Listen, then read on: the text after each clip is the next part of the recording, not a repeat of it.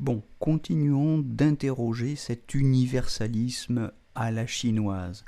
En quoi consiste-t-il ? Dans le précédent podcast, nous sommes repartis de la définition du tianxia chez Zhao Tingyang, c'est-à-dire du concept de mondialité. Penser ou repenser l'universalisme à la chinoise à partir du concept de mondialité. Tel est notre propos, c'est le projet manifestement d'un certain nombre d'intellectuels, de politiques mais aussi d'intellectuels, d'universitaires chinois. Je vous invite à refaire ce chemin pour essayer d'en comprendre un petit peu les tenants et les aboutissants. Alors dans notre précédente capsule, nous avions défini ou redéfini le sens géographique et le sens psychologique de ce concept de mondialité, de tianxia chez Zhao Tingyang. Et je vous donnais rendez-vous à la fin de la précédente capsule pour discuter aussi de son sens politique. Dans Tianxia, tout sous un même ciel, Zhao Tingyang affirmait un troisième sens, proposait une troisième définition du Tianxia, c'est-à-dire de la mondialité, comme système politique du monde, c'est-à-dire comme ordre politique qui doit s'accomplir en harmonie avec l'ordre même du monde. Le Tianxia définit donc en ce sens l'ordre politique légitime. Cela signifie que la pratique politique doit reproduire dans la société humaine l'harmonie universelle de l'ordre du monde. La notion de tianxia est le cœur d'une théologie politique, pourrait-on dire, qui cherche en toute action humaine à réaliser cet accord avec le ciel, selon l'expression du livre des rites et de l'invariable milieu, le Liji et le Zhongyong, que cite effectivement Zhao Tingyang. Il s'agit de réaliser cet accord avec le ciel. Non sans surprise, Zhao Tingyang insiste sur le fait que ce système refuse la logique de la domination et de l'affrontement qui, je cite, ne conduit qu'à empirer la réalité. Fin de citation. Mais il ajoute étonnamment, et je le cite à nouveau, il correspond à celui de la démocratie moderne. Commentaire de Zhao Tingyang. Et là, il y a une audace, évidemment, puisque ni le livre des rites, ni l'invariable milieu, évidemment, ne pensent cet accord avec le ciel en termes de démocratie. Audace ou anachronisme qu'on peut évidemment reprocher à Zhao Tingyang, qui cherche manifestement à montrer l'actualité, pour l'occasion, l'actualité de ces classiques confucéens. Il introduit dans son enquête généalogique sur le concept de tianxia un terme évidemment absent de toute la pensée chinoise classique, mais désormais mobilisé comme une exigence politique moderne. Le tianxia est donc, ou serait donc, pour Zhao Tingyang, une préfiguration de la démocratie, dans un monde qui en ignorait le concept, mais qui n'aurait pas ignoré la chose, si vous voulez, une préfiguration de l'exigence démocratique ou la formulation rhétorique ancienne du concept moderne de démocratie. Zhao Tingyang ne propose pas une réflexion désintéressée, donc on l'a évidemment compris, et on lit dans son retour sur le passé une leçon de démocratie pour le présent, d'ailleurs parfaitement conforme aux injonctions de Xi Jinping en matière de recherche philosophique et scientifique, qui d'ailleurs n'aurait peut-être pas déplu à Confucius lui-même, chez qui on lit ce propos inaugural dans ses entretiens. Je cite Confucius: « N'est-ce pas une joie d'étudier, puis, le moment venu, de mettre en pratique ce que l'on a écrit ?» Première partie et premier paragraphe des entretiens de Confucius. Vous voyez dans la traduction de Pierre Ryckmans que je viens de citer, page 13.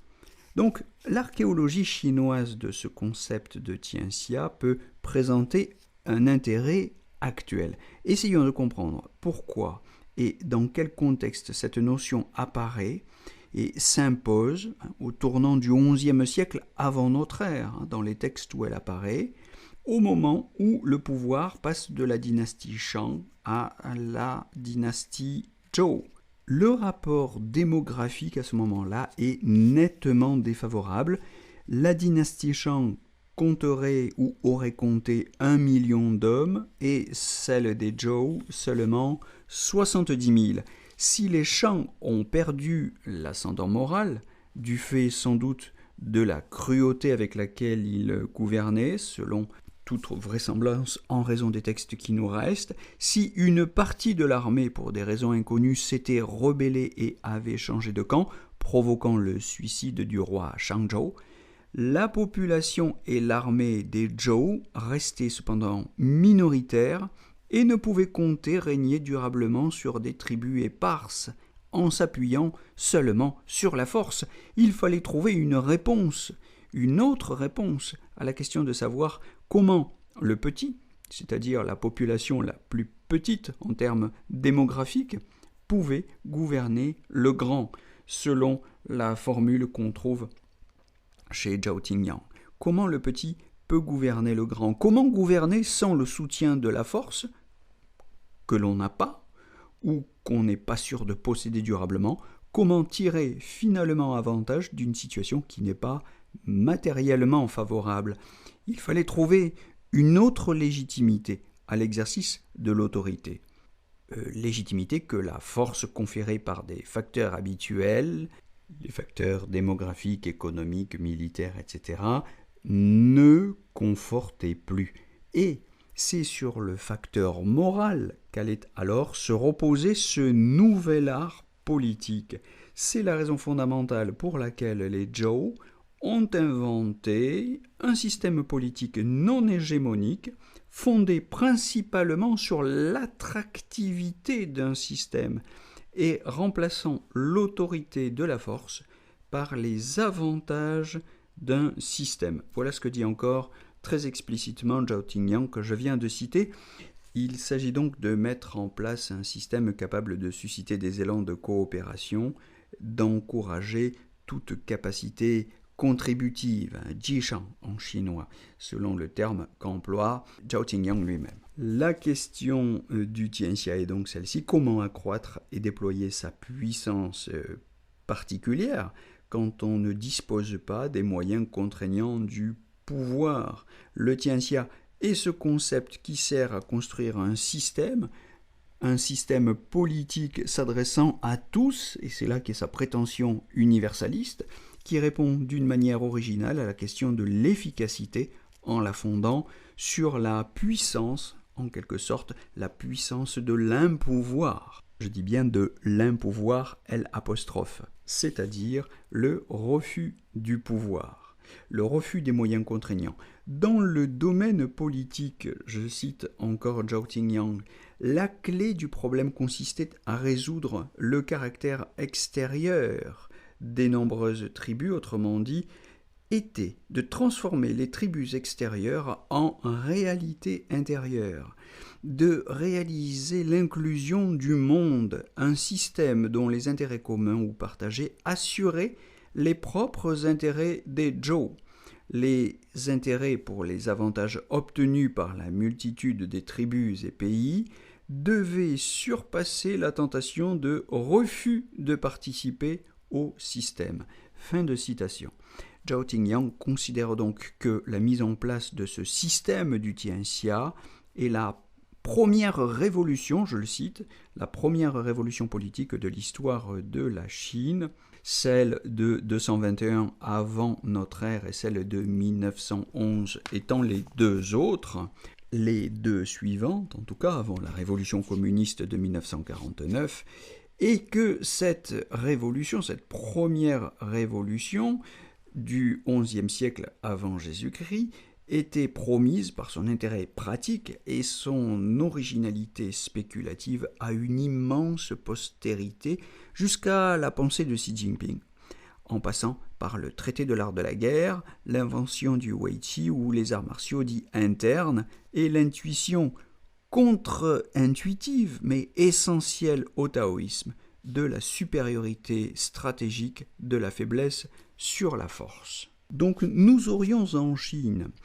Sous Xi Jinping, dans le socialisme à la chinoise de la nouvelle ère, comme chez les Zhou, qui fondaient une nouvelle dynastie au début du premier millénaire avant Jésus-Christ, une doctrine universaliste, qui s'appelait jadis Tianxia, c'est-à-dire prétention à gouverner tout sous le ciel selon des normes communes pour mettre en accord la totalité du monde humain avec l'ordre cosmique lui-même, une doctrine de l'universalisme donc, mais une doctrine dont le ressort essentiel n'est plus la force, mais l'attractivité, la capacité à générer des synergies contributives.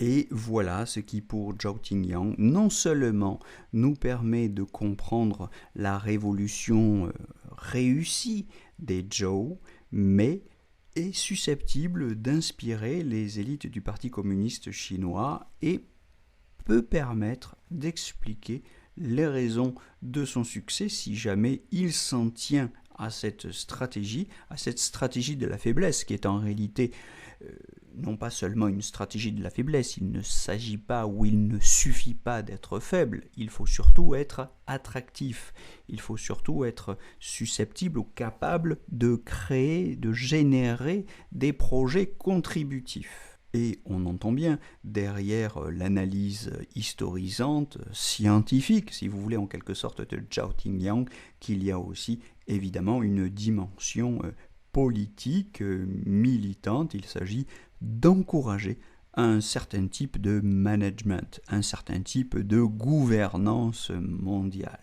Voilà quelle est, en quelque sorte, ma lecture de Zhao Tingyang, qui nous aide, je crois, à comprendre comment, de l'intérieur, les Chinois de Chine continentale réfléchissent au projet socialiste, réfléchissent à la réalisation, à travers la doctrine d'une communauté de destin pour l'humanité, la réalisation d'une doctrine universaliste, d'une gouvernance qui soit mutuellement favorable pour tous sur la Terre. Y réussit-elle ou y réussira-t-elle? Il n'est pas dans mon propos de le dire, c'est l'histoire et les historiens qui répondront à cette question. Mon propos est seulement d'analyser la structure conceptuelle, la pensée stratégique qui sous-tend cette doctrine universaliste. Je vous propose d'aller encore un petit peu plus loin et d'approfondir ces questions dans une prochaine émission. Mais c'est tout pour aujourd'hui et je vous souhaite en attendant une belle journée à tous.